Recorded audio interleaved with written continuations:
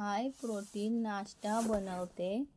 1 वाटी तांदूळ घेतले, अर्धी वाटी चना डाळ घेतली, अर्धी वाटी मूग डाळ घेतली,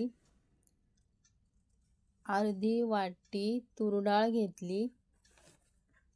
डाळ तांदूळ 2 ते 3 वेळा स्वच्छ पाण्याने धुवून घेतल्या। त्यामध्ये भरपूर पाणी ओतले। डाळ तांदूळ 8 तास भिजत ठेवले। 8 तासानंतर भिजवलेले डाळ तांदूळ मिक्सरच्या भांड्यात काढून मिक्सरला ग्राइंड करायचे।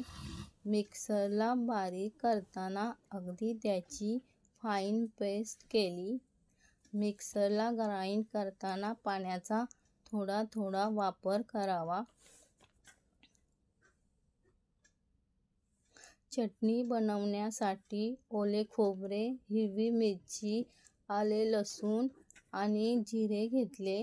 चवीनुसार मीठ व थोडे पाणी घातले। मिक्सरला त्याची पेस्ट तयार केली ती भांड्यामध्ये काढली। फोडणीसाठी तेल गरम केले। गरम तेलात मोहरी घातली। मोहरी तडतडली की जिरे घातले। लाल सुकी मिरची घातली। कढीपत्ता घातला। गरम फोडणी चटणीमध्ये घातली। चटणी तयार झाली।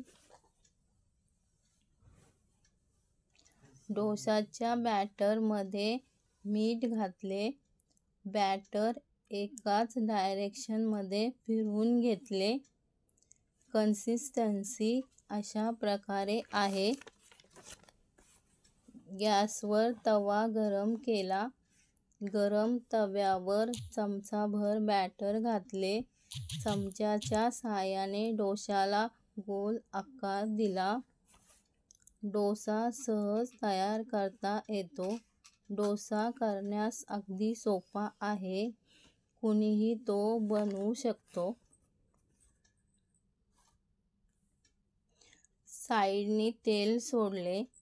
साईडच्या कडा मोकळ्या झाल्या की डोसा एका साईडने शेकला गेला आहे। लगेच डोसा पलटी केला।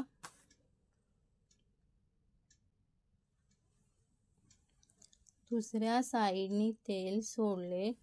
दोन्ही साईडने डोसा गोल्डन ब्राऊन कलर येईपर्यंत शेकला। हाय प्रोटीन डोसा खाण्यासाठी तयार आहे। चटणी सोबत खाण्यास खूपच टेस्टी लागतो। एन्जॉय।